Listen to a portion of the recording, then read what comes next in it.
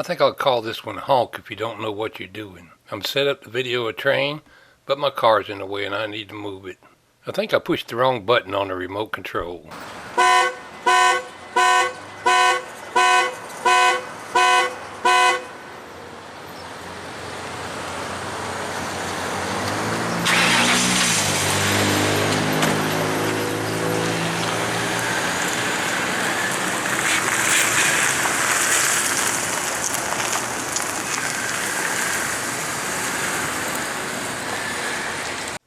This was not a planned event.